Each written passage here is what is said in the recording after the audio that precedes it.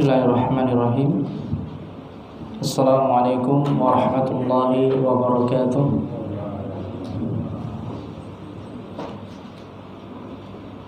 Alhamdulillah. Alhamdulillahi rabbil alamin. Wassalatu wassalamu ala asrafil anbiya'i wal mursalin Nabiina Muhammadin wa ala alihi wa ashabihi ajma'in.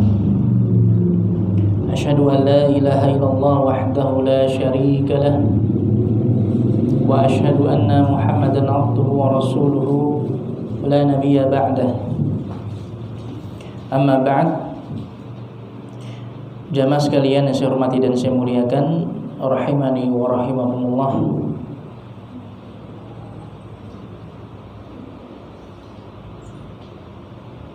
InsyaAllah kita akan melanjutkan kajian kita membahas seputar sirah nabawiyah, tentang perjalanan hidup Rasulullah Sallallahu Alaihi Wasallam, yang kita ambil pembahasannya dari kitab Rawdatul Anwar fi Siratin Nabiyil Mukhtar, karangan Asy-Syaikh Shafiyur Rahman Al-Mubarakfuri rahimahullahu ta'ala.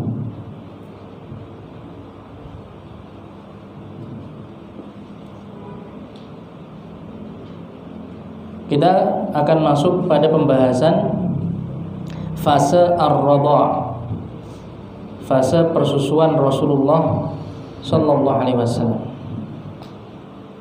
Ya, setelah kemarin terakhir kita sampai pada fase al-maulid, ya, kelahiran Rasulullah. Maka selanjutnya kita masuk pada pembahasan ar-radha', di fase penyusuan Rasulullah Sallallahu Alaihi Wasallam. Baik. Disebutkan di sini oleh penulis rahimahullahu taala, wa awwalu man arda'athu sallallahu alaihi wasallam ba'da ummihi Thuwaibah. Wanita yang pertama kali menyusui beliau setelah ibunya, ya, setelah ibundanya itu Aminah, yaitu seorang wanita yang bernama Thuwaibah. Thuwaibah ini wanita yang menyusui Rasulullah SAW setelah ibunya, ya, setelah ibunda Rasulullah SAW Aminah. Yang mana Thuwaibah ini maulatu Abi Lahab, yang mana Thuwaibah ini bekas budaknya Abu Lahab, ya, bekas budaknya Abu Lahab. Yang mana disebutkan juga di sini bahwasannya Abu Lahab itu sangat bergembira. Ya, dia sangat bergembira ketika kelahiran Rasulullah SAW. Ya. Nah, Abu Lahab ini masih terhitung pamannya Rasulullah SAW. Ya, jadi Abu Lahab ini gembira dan sangat sangat senang dengan kelahiran Nabi Muhammad SAW ketika itu. Saking senangnya Abu Lahab kemudian membebaskan budaknya bernama Thuwaibah tadi. Ya, budak perempuannya bernama Thuwaibah, yang kemudian Thuwaibah ikut menyusui Rasulullah Sallallahu Alaihi Wasallam. Dan ketika itu Thuwaibah memiliki seorang anak bernama Masruh. Ya, Thuwaibah ketika itu juga menyusui anaknya bernama Masruh. Jadi Masruh ini, ya, seorang laki-laki bernama Masruh ini merupakan saudara sepersusuan dari Rasulullah Sallallahu Alaihi Wasallam, yang merupakan anak dari Thuwaibah. Dan juga di sini disebutkan oleh penulis, wa kanat qad arda'at qablahu Sallallahu Alaihi Wasallam Hamzah ibn Abdul Muttalib, wa ba'dahu Sallallahu Alaihi Wasallam Aba Salamah ibni Abdul Asad al-Makhzumi. Ya. Nah, Thuwaibah, ya, mantan budak Abu Lahab tadi, Thuwaibah, sebelum menyusui Rasulullah SAW, beliau juga pernah menyusui paman Rasulullah SAW, yaitu Hamzah ibnu Abdul Muttalib. Ya, Hamzah ibnu Abdul Muttalib.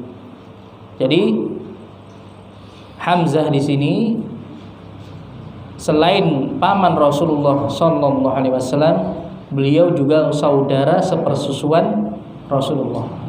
Ya. Jadi Hamzah bin Abdul Muttalib itu selain paman Rasulullah, beliau juga saudara sepersusuannya Rasulullah. Makanya dalam sebuah riwayat, ketika Rasulullah SAW ditawari anak perempuannya Hamzah, ya, untuk menikahi anak perempuannya Hamzah, Rasulullah mengatakan beliau tidak bisa menikahinya. Walaupun sebenarnya kalau seandainya Hamzah ini bukan saudara sepersusuannya Rasulullah, Rasulullah boleh menikahi anak atau putri dari Hamzah, ya, karena sepupu dari Rasulullah hitungannya. Dan saudara sepupu itu bukan mahram, jadi boleh untuk dinikahi. Tapi karena Hamzah ini kebetulan saudara sepersusuannya Rasulullah sallallahu alaihi wasallam, maka beliau tidak boleh menikahi putrinya. Ya. Tidak boleh menikahi putrinya karena putri dari Hamzah itu terhitung sebagai keponakan Rasulullah sallallahu alaihi wasallam sendiri. Karena Hamzah adalah saudara sepersusuan Rasulullah. Jadi putrinya termasuk mahram bagi Rasulullah sallallahu alaihi wasallam. Kemudian setelah menyusui Rasulullah, Thuwaibah ini juga menyusui seorang yang bernama Abu Salamah ibnu Abdul Asad al-Makhzumi radhiyallahu anhu, yang juga nanti masuk Islam dan termasuk salah seorang sahabat yang terkenal, Abu Salamah radhiyallahu anhu, yang mana Abu Salamah ini merupakan suami pertama dari Ummu Salamah, yang mana nanti Ummu Salamah itu menjadi salah satu istri Rasulullah sallallahu alaihi wasallam. Ya, sepeninggal Abu Salamah, ya, setelah Abu Salamah meninggal dunia, kemudian Ummu Salamah diperistri oleh Rasulullah sallallahu alaihi wasallam. Ya.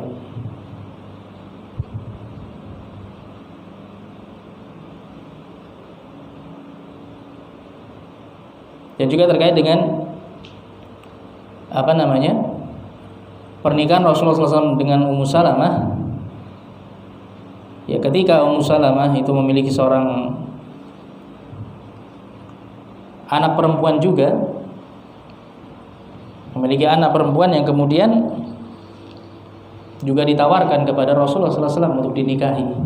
Ada yang menyarankan Rasulullah menikahi anak perempuannya Ummu Salamah setelah Ummu Salamah dinikahi oleh Rasulullah SAW. Tapi Rasulullah menjelaskan bahwasannya anak perempuan Ummu Salamah ini juga tidak boleh dinikahi oleh Rasulullah SAW, karena ada dua sebab di sana.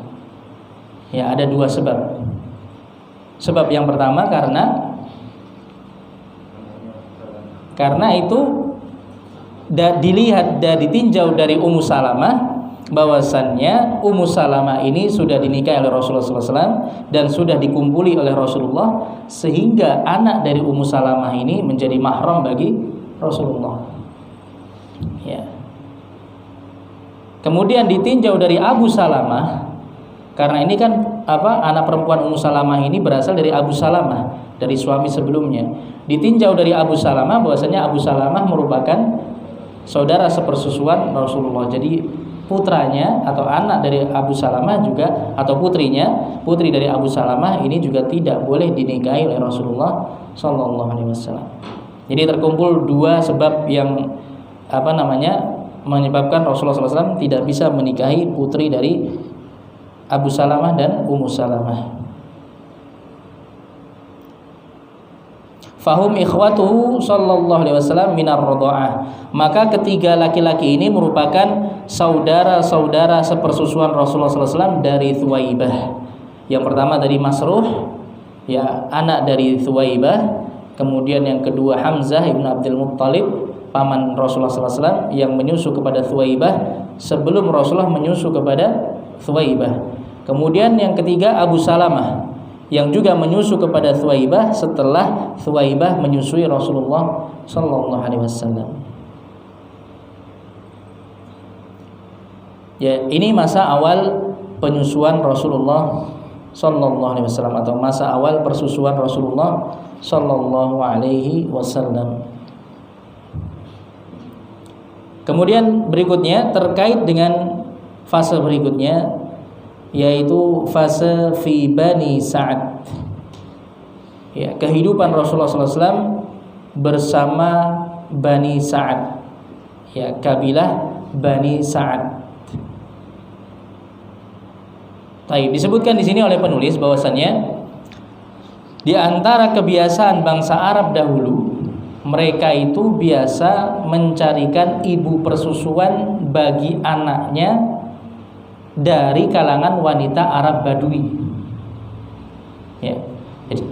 Jadi orang-orang Arab yang tinggal di di kota, di perkotaan, di tengah kota, termasuk orang-orang Quraisy yang tinggal di tengah kota Mekah, biasanya mereka mencarikan bagi anaknya itu ibu persusuan dari kalangan wanita Arab Badui yang tinggal di pelosok, yang tinggal di penjuru-penjuru negeri, yang mana daerah-daerah tersebut istilahnya masih steril dari penyakit-penyakit kota, ya, dari pengaruh-pengaruh negatif perkotaan, ya, mulai dari pergaulannya, mulai dari bahasanya masih fasih, bahasanya masih menjaga bahasa Arab yang murni, ya.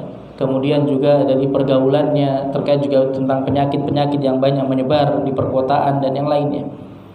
Ya, biasanya seperti itu supaya anaknya itu tumbuh dengan lingkungan yang baik, begitu. Maka termasuk Aminah ibunda Rasulullah SAW juga mencarikan ibu persusuan bagi Rasulullah dari kalangan wanita Arab Badui.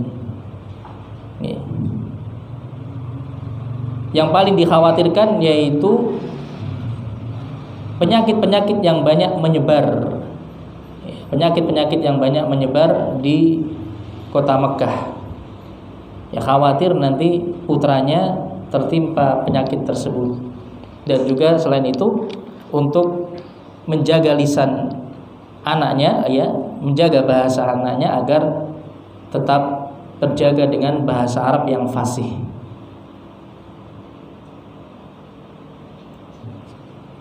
Maka kemudian Allah Subhanahu wa taala mentakdirkan ada salah satu wanita dari kalangan Bani Sa'ad ibni Bakr ibni Hauzan atau ibni Hauzan yang mencari seorang anak untuk dia susui.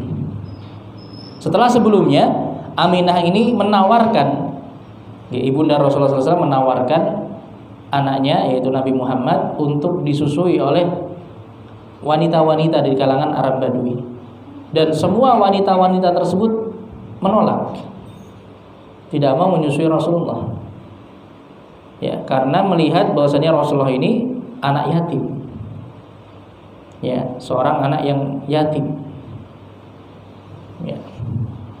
Jadi sebab itu mereka tidak mau menyusui Rasulullah SAW.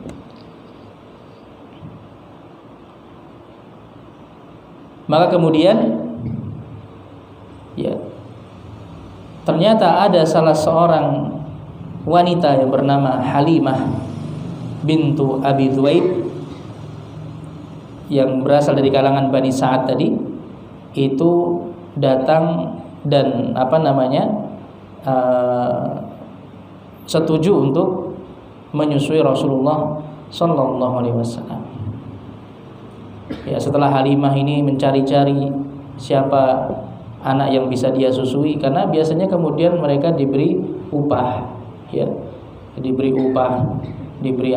imbalan, karena juga tentunya akan merawat anak tersebut, ya. Maka biaya-biayanya juga ditanggung oleh orang tuanya. Karena banyak tadi wanita-wanita dari kalangan Arab Badui yang mereka menolak karena melihat Rasulullah SAW dari seorang yang yatim dari keluarga yang tidak berkeberadaan, ya, bukan dari keluarga yang kaya. Maka semuanya menolak. Kemudian ada satu wanita bernama Halimah bintu Abi Dhuwaib yang bersedia untuk menyusui Rasulullah SAW. Maka akhirnya kemudian Halimah pun membawa Rasulullah SAW ke rumahnya, ya, ke pemukiman Bani Sa'ad. Akhirnya kemudian Rasulullah SAW mulai disusui oleh Halimah bintu Abi Dhuaib, Halimah As-Sa'diyah, ya, dikenal dengan nama Halimah As-Sa'diyah dari kalangan Bani Sa'ad. Dan suami dari Halimah ini bernama Al-Harith ibnu Abdul Uzza. Al-Harith ibnu Abdul Uzza. Maka Halimah dan Al-Harith ibnu Abdul Uzza nanti keduanya ternyata mendapatkan sebuah keberkahan yang luar biasa dengan keberadaan Rasulullah SAW di tengah-tengah mereka. Ya, setelah sebelumnya mereka itu istilahnya cuma timbang ora itu, daripada tidak dapat, ya, daripada tidak dapat sama sekali anak yang bisa mereka rawat, mereka disusui oleh Halimah tadi. Akhirnya mau tidak mau Halimah setuju untuk menyusui Rasulullah SAW.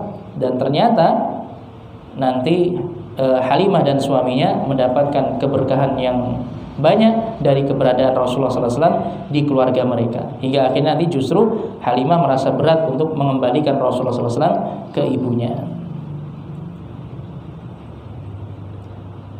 Kemudian ada beberapa saudara sepersusuan Rasulullah Shallallahu Alaihi Wasallam dari Halimah, ya, dari Halimah As-Sa'diyah ini, yang tentunya ini merupakan anak-anak dari Halimah dan Al-Harith ibnu Abdul Uzza, ya. Nama-nama mereka adalah Abdullah, kemudian Anisah, dan ada Judamah, ya. Abdullah, Anisah, dan Judamah, yang lebih dikenal dengan Asy-Syaima, ya. Judamah di sini lebih dikenal dengan nama Asy-Syaima, dengan laqab atau julukan Asy-Syaima. Maka 3 orang ini yang menjadi saudara sepersusuan Rasulullah SAW dari Halimah As-Sa'diyah, ya, Abdullah, Anisah, dan Asy-Syaima. Baik. Nah, kemudian berikutnya disebutkan tentang keberkahan yang mereka dapatkan dari keberadaan Rasulullah SAW di tengah-tengah mereka, ya. Karena tanpa mereka duga sebelumnya, ternyata mereka akan mendapatkan sebuah perkara yang itu akan yang mana orang lain itu akan merasa iri kepada mereka. Keberkahan dan kebaikan yang mereka dapatkan dari keberadaan Rasulullah Shallallahu Alaihi Wasallam. Padahal setelah sebelumnya Rasulullah itu tidak mau, banyak yang menolak untuk menyusui Rasulullah SAW. Ternyata kemudian Halimah As-Sa'diyah, dialah yang Allah Subhanahu Wa Taala takdirkan mendapatkan keberkahan dan kebaikan dengan menyusui Rasulullah Shallallahu Alaihi Wasallam. Ya, maka disebutkan di sini oleh penulis rahimahullah taala, maka setelahnya keluarga ini, ya, keluarga Halimah As-Sa'diyah ini mendapatkan berbagai macam keberkahan di keluarganya selama keberadaan Nabi Muhammad sallallahu alaihi wasallam di tengah-tengah mereka. Di antaranya di sini disebutkan, di antara keberkahan tersebut adalah ketika suatu saat Halimah dan suaminya itu sedang pergi ke Mekah, ya, karena perjanjiannya itu setiap 6 bulan itu Nabi Muhammad diajak ke Mekah untuk bertemu dengan ibunya, jadi supaya ibunya itu melepas rindu dengan anaknya. Kemudian setelahnya diajak kembali ke rumah mereka, ke pemukiman Bani Sa'ad. Ya. Selama terus seperti itu selama 2 tahun. Ya, selama masa penyusuan 2 tahun. Nah, suatu saat ketika Halimah sedang mengajak Nabi Muhammad sallallahu alaihi wasallam ke kota Mekah untuk bertemu dengan ibunya, Dan ketika perjalanan tersebut sedang masa paceklik, ya, musim kemarau, musim panas, ya, musim kekeringan, ya. Dan kendaraan mereka ketika itu, hewan tunggangan mereka itu hanya berupa keledai betina, atan, ya, keledai betina yang itu termasuk hewan tunggangan yang paling lambat dalam berjalan. Ya, jadi hewan tunggangan yang paling buruk untuk ditunggangi ketika itu. Apalagi keledai betina ini termasuk keledai betina yang lemah dan kering, kurus. Ya, tubuhnya kurus. Dan selain itu sebenarnya mereka juga membawa seekor unta betina. Tapi unta betina ini pun juga tidak menghasilkan susu. Ya, unta betina ini tidak menghasilkan susu. Jadi mungkin hanya untuk membawa barang-barang mereka. Baik. Nah, maka kemudian di tengah-tengah perjalanan, ya, di malam hari,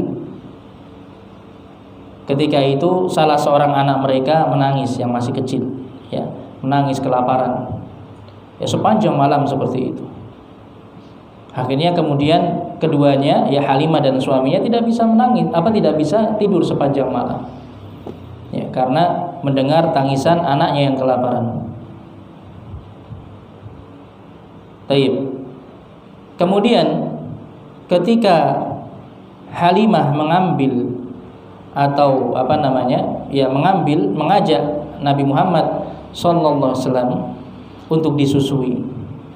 Ya. Ternyata ketika itu tiba-tiba air susu Halimah itu keluar dengan derasnya. Padahal Halimah belum makan juga. Dia dan suaminya juga kelaparan, ya, dalam perjalanan tadi. Tapi ternyata tiba-tiba air susu Halimah itu keluar dengan derasnya, hingga Rasulullah SAW pun bisa minum sampai kenyang. Ya, kemudian juga selain Rasulullah juga anaknya tadi yang kecil tadi yang menangis tadi juga akhirnya bisa minum hingga kenyang. Ya. Kemudian setelahnya akhirnya keduanya pun bisa tidur. Ya, bisa istirahat dengan nyenyak ketika anak-anaknya semuanya sudah bisa minum sampai kenyang dan akhirnya semuanya bisa tertidur. Kemudian setelah itu suaminya, ya, di keesokan harinya suaminya ini mendatangi unta betinanya tadi yang sebelumnya itu tidak menghasilkan susu. Dan ternyata ketika dia menghampiri untanya tadi, dia dapati untanya itu, ya, susu dari unta betinanya tadi dalam keadaan penuh dan siap untuk diperas. Ya. Maka ini perkara-perkara yang di luar kebiasaan, artinya ini perkara-perkara yang ajaib, ya, yang mereka dapatkan semenjak keberadaan Rasulullah SAW di tengah-tengah mereka. Ya, maka akhirnya kemudian suami dari Halimah tadi akhirnya memerah susu dari unta betina tadi hingga akhirnya kemudian bisa mencukupi untuk minum mereka. Ya, jadi orang Arab dahulu juga orang Arab itu juga biasa mengkonsumsi susu unta atau susu kambing dan yang susu hewan ternak, ya, itu mereka gunakan untuk seperti makanan, ya, jadi pengganti makanan. Jadi mereka dengan minum susu saja sudah cukup, ya. Maka akhirnya kemudian mereka pun semuanya bisa terpenuhi kebutuhannya, ya. Anak-anaknya bisa minum sampai kenyang, keduanya pun juga bisa minum hingga kenyang. Tapi kemudian setelahnya ketika di perjalanan pulang setelah dari Mekah hendak kembali ke pemukiman Bani Sa'ad, maka Halimah ketika itu menunggangi keledai betinanya tadi yang sebelumnya itu jalannya sangat lambat. Sebelumnya jalannya sangat lambat dan sangat tidak menyenangkan untuk ditunggangi. Ternyata ketika itu tiba-tiba unta betinanya tadi bisa berjalan dengan sangat cepat. Bisa berjalan dengan sangat cepat, bahkan menyusul hewan-hewan tunggangan yang lainnya. Menyusul keledai-keledai yang lainnya, bahkan keledai-keledai jantan juga dikalahkan. Maka ini suatu hal yang ajaib kembali mereka dapatkan. Sebelumnya mereka belum pernah mendapati seperti ini. Baik. Maka akhirnya kemudian singkat cerita, Halimah As-Sa'diyah dan juga suaminya itu merasakan banyak keberkahan, yang mendapatkan banyak keberkahan dan kebaikan dari keberadaan Rasulullah SAW di tengah-tengah mereka. Jadi mereka sadar, selama Muhammad itu ada di di keluarga mereka, semenjak Nabi Muhammad itu tinggal bersama mereka, mereka mendapatkan banyak keberkahan dan kebaikan dari arah-arah yang tidak mereka duga sebelumnya. Maka hingga akhirnya kemudian telah berjalan 2 tahun. Sudah selesai masa 2 tahun, masa persusuan. Kemudian Halimah pun menyapih Rasulullah SAW. Setelah 2 tahun disapih Rasulullah SAW, kemudian akhirnya Rasulullah SAW bisa tumbuh menjadi seorang anak di usia 2 tahun, menjadi seorang anak yang kuat fisiknya, yang kuat fisiknya, karena dirawat dengan baik dan juga jauh dari pengaruh-pengaruh buruk di perkotaan. Maka kemudian akhirnya tibalah waktu di mana Halimah harus mengembalikan Nabi Muhammad SAW kembali kepada pangkuan ibunya. Maka di sini disebutkan oleh penulis, ketika Halimah mendatangi ibunya setelah berjalan 2 tahun, Halimah membawa Rasulullah SAW kembali menemui ibunya untuk dikembalikan kepada ibunya dan juga keluarganya. Jadi supaya kembali dirawat oleh ibunya, karena perjanjiannya hanya sampai 2 tahun. Baik. Kemudian ketika datang waktu tersebut, akhirnya Halimah itu merasa berat untuk mengembalikan Nabi Muhammad kepada ibunya, karena dia merasa mendapatkan banyak keberkahan dan kebaikan semenjak Nabi Muhammad berada di tengah-tengah mereka. Maka akhirnya Halimah pun meminta kepada ibunda Rasulullah SAW, Aminah, agar Nabi Muhammad tetap dirawat oleh mereka, tetap dirawat oleh Halimah dan suaminya. Maka kemudian Aminah pun mengizinkan, karena ketika itu memang di Mekah sedang muncul suatu wabah penyakit, sehingga Aminah pun merasa khawatir nanti kalau putranya tinggal bersamanya di kota Mekah nanti bisa tertimpa wabah penyakit tersebut. Maka akhirnya ibunya pun mengizinkan dan meridhoi hal tadi, meridhoi agar Nabi Muhammad tetap tinggal bersama Halimah dan suaminya. Maka akhirnya kemudian Halimah pun kembali membawa Nabi Muhammad tinggal bersamanya dan suaminya, dalam keadaan beliau sangat senang dan gembira ketika itu. Kemudian setelah itu berjalanlah 2 tahun. Berarti usia Rasulullah sudah mencapai 4 tahun. Di usia 4 tahun inilah kemudian muncul peristiwa yang luar biasa, peristiwa yang aneh dan luar biasa, yang menyebabkan kemudian Halimah dan keluarganya merasa takut untuk tetap merawat Rasulullah Sallallahu Alaihi Wasallam, yaitu peristiwa syaqqus sadr, dibelahnya dada Rasulullah Sallallahu Alaihi Wasallam. Berikut ini kisahnya, dibawakan oleh penulis di sini. Jadi awalnya Halimah dan suaminya itu ingin Rasulullah tetap tinggal bersama mereka, tapi setelah berjalan 2 tahun ternyata muncul peristiwa ini, hingga akhirnya mereka pun merasa berat untuk tetap merawat Rasulullah, dan akhirnya mereka pun mau tidak mau mengembalikan Rasulullah kepada ibunya. Nah, peristiwanya di sini disebutkan, dikisahkan oleh sahabat Anas bin Malik radhiyallahu anhu. Ya. Ini tentunya mungkin Anas bin Malik juga mendengarnya dari pemaparan Rasulullah SAW. Ya. Bahwasanya ketika itu di usia 4 tahun, inna Rasulullah SAW atahu Jibril wa huwa yal'abu ma'al ghilman fa akhadahu fa sara'ahu. Ketika itu Rasulullah SAW suatu hari ketika sedang bermain bersama anak-anak kecil lainnya, Rasulullah SAW tiba-tiba didatangi oleh malaikat Jibril. Ya, tentunya dalam bentuk manusia, yang menyamar dalam bentuk manusia. Kemudian mengambil Rasulullah SAW, yang ketika itu sedang bermain bersama teman-temannya, di hadapan teman-temannya. Ya, jadi teman-teman cuma bisa memandangi saja, ini siapa ini anak? Apa ada laki-laki yang tiba-tiba mengambil Muhammad? Ya, mengambil Muhammad yang sedang bermain bersama mereka ketika itu. Ya. Maka kemudian fasyaqqa an qalbihi. Tentunya Rasulullah SAW pun yang ketika itu masih kecil, ya, masih berusia 4 tahun, ketakutan. Ya, mendapati perlakuan seperti itu. Kemudian tiba-tiba malaikat Jibril pun membelah dada Rasulullah SAW. Dibelah dadanya. Maka tambah pucat. Ya, anak-anak kecil tadi pun tambah pucat melihat hal tersebut. Pemandangan yang mengerikan di hadapan mereka. Ya, Rasulullah SAW pun juga ketakutan ketika itu. Rasulullah masih kecil ketika itu, sangatlah ketakutan mendapati perlakuan seperti itu dari seorang yang dia tidak kenal. Ya, kemudian fastakhraja al-qalb. Ya, tentunya di sini subhanallah, ya. Ini tentunya kebesaran Allah Subhanahu wa taala. Ya, Rasulullah SAW dibelah dadanya tanpa merasakan sakit sedikit pun. Dan dikeluarkan jantungnya.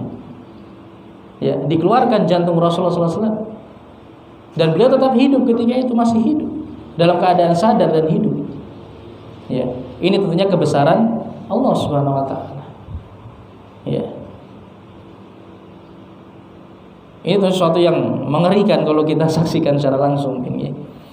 Seperti dioperasi itu dioperasi dibelah dadanya, kemudian dikeluarkan jantungnya. Ya. Kemudian fastakhraja minhu alaqah. Kemudian malaikat Jibril pun mengeluarkan segumpal darah dari jantung Rasulullah SAW. Kemudian malaikat Jibril mengatakan, "Hadza hadzu syaitan minka." Ini merupakan bagian syaitan yang ada dalam diri, dikeluarkan. Ya. Kemudian thumma ghasalahu fi tishtin min dhahabin bima'i zamzam. Kemudian jantung Rasulullah SAW tadi dicuci di dalam bejana yang terbuat dari emas, dicuci dengan air zam-zam. Ya, dibersihkan. Setelah dibuang bagian sedikit gumpalan darah yang dikatakan ini merupakan bagian syaitan di dalam tubuh Rasulullah. Kemudian dibersihkan hingga akhirnya kemudian dikumpulkan kembali, kemudian dimasukkan kembali ke dalam tubuh Rasulullah SAW, dimasukkan ke dalam tempat yang semula.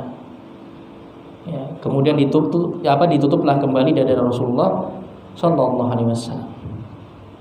Maka melihat peristiwa ini tentunya anak-anak kecil yang sedang bermain dengan Rasulullah SAW tadi ketakutan luar biasa.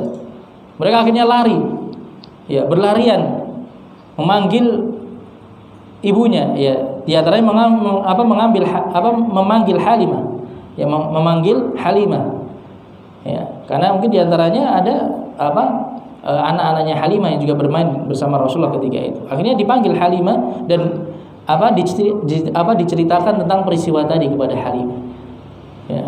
Maka kemudian Halimah pun langsung bergegas, ya, menghampiri Rasulullah SAW karena khawatir jangan-jangan ini ada orang jahat yang hendak berbuat buruk kepada Rasulullah. Maka akhirnya kemudian Halimah pun menghampiri bersama yang lainnya, menghampiri Rasulullah SAW dan mendapati bahwasanya ketika itu Rasulullah SAW dalam keadaan sudah pucat pasi wajahnya. Ya, benar-benar pucat wajahnya, dalam keadaan lemas, pucat. Ya. Dan hanya bisa, ini namanya anak kecil, hanya bisa termenung, ya, mengalami peristiwa seperti itu dalam keadaan pucat, ya, ketakutan luar biasa tentunya. Taib. Maka inilah peristiwa pembelahan dada Rasulullah SAW oleh malaikat Jibril ketika itu. Maka di sini Anas bin Malik mengatakan waqad kuntu ara athara dzalika al-makhid fi sadrihi. Maka aku benar-benar melihat bekas pembelahan dada tadi di dada beliau. Anas bin Malik pernah melihat bekas dibelahnya dada Rasulullah SAW di dada beliau yang mulia. Ya, ada bekasnya yang pernah dilihat oleh Anas bin Malik radhiyallahu anhu. Baik. Maka akhirnya setelah itu pun Halimah dan suaminya merasa ketakutan. Ya. Dia merasa ini pertanda buruk. Ya. Ini sesuatu yang aneh, sesuatu yang menakutkan mereka, membuat mereka khawatir kalau Rasulullah SAW tetap tinggal bersama mereka. Maka akhirnya kemudian Nabi Muhammad pun dikembalikan kepada ibundanya Aminah.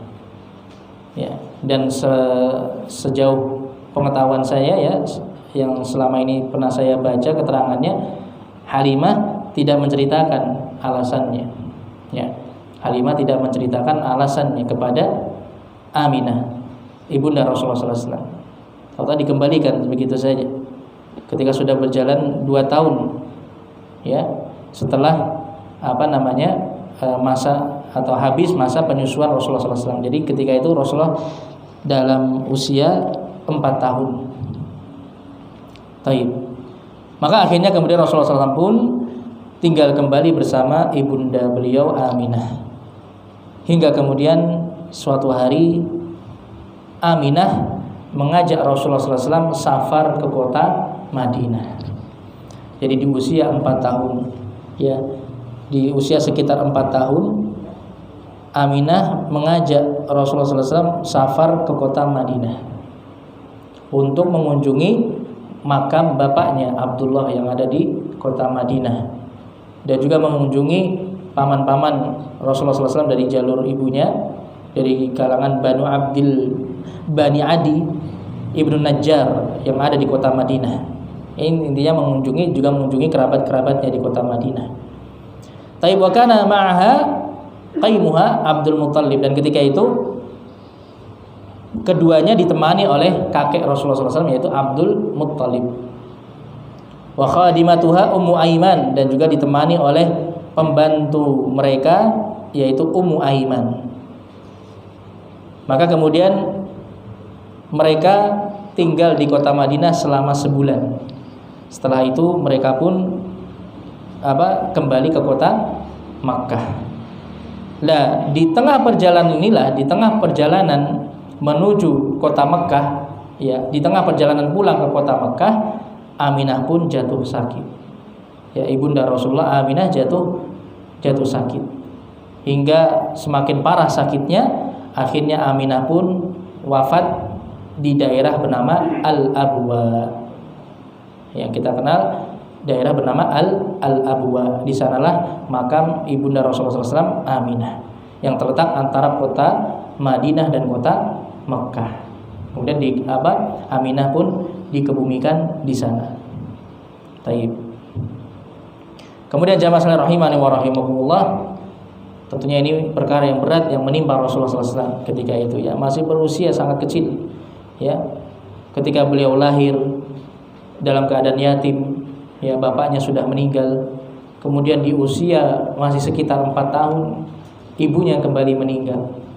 Maka beliau akhirnya yatim piatu, tidak punya ayah, tidak punya ibu ketika itu, di usia yang sangat-sangat kecil, di usia yang sangat-sangat dini, ya, masih sangat kecil. Akhirnya beliau pun kemudian setelahnya diasuh oleh kakek beliau yaitu Abdul Muttalib. Akhirnya kemudian Abdul Muttalib membawa Muhammad kembali ke Mekkah. Ya, setelah wafat ibunya, kemudian dibawa oleh Abdul Muttalib untuk kembali ke kota Mekkah. Dan Abdul Muttalib di sini sangat-sangat mengasihi dan menyayangi Rasulullah SAW. Karena dia merasa kasihan dengan Rasulullah. Ini cucunya ini kok nasibnya benar-benar menyedihkan. Ya, dia merasa seperti itu. Ketika lahir dia sudah ditinggal bapaknya. di usia 4 tahun sudah ditinggal ibunya. Maka benar-benar kasihan dengan cucunya ini. Akhirnya Abdul Muttalib merawat Nabi Muhammad dengan penuh kasih sayang, dan bahkan dilebihkan di antara cucu-cucunya yang lain. Ya.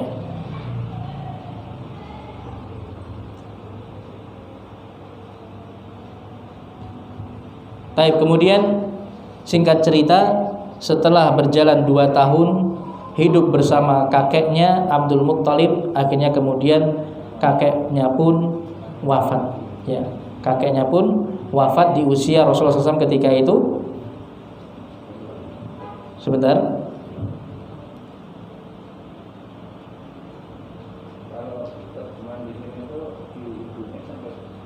Oh, 2 tahun dulu nih Pak nggih.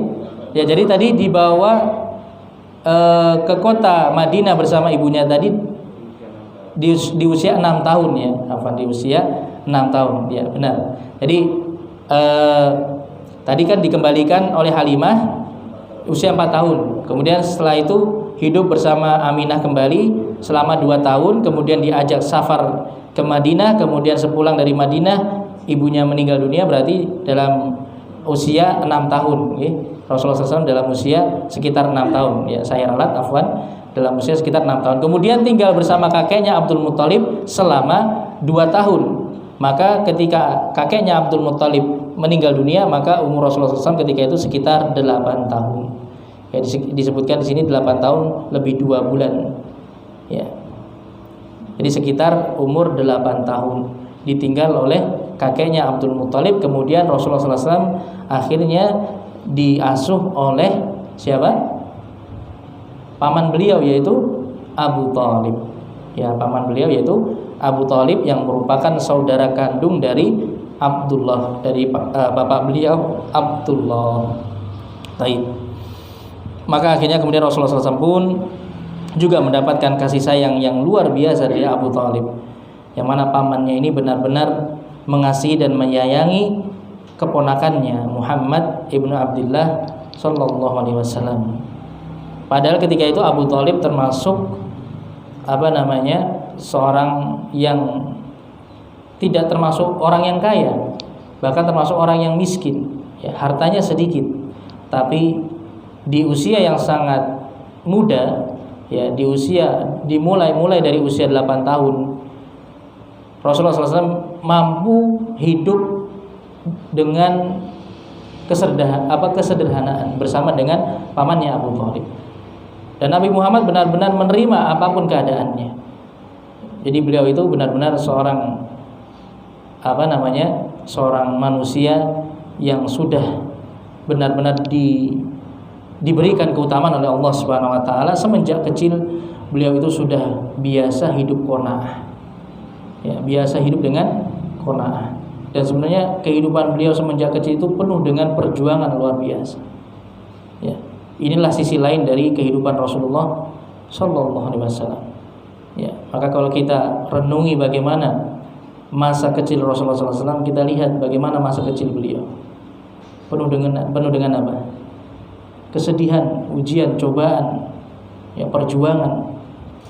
Bahkan di usia yang masih sangat muda ini, kemudian nanti hidup bersama Abu Thalib, Nabi Muhammad pun yang masih kecil ketika itu ikut membantu Abu Thalib berdagang di usia yang masih sangat kecil, karena merasa kasihan kepada pamannya. Ya, Nabi Muhammad merasa kasihan kepada pamannya. Akhirnya Nabi Muhammad pun membantu perekonomian pamannya dengan membantu berdagang. Ya, nanti insya Allah akan kita lanjutkan kisahnya terkait dengan perjalanan Nabi Muhammad SAW bersama Abu Thalib menuju negeri Syam, yang akhirnya nanti bertemu dengan salah seorang pendeta Nasrani.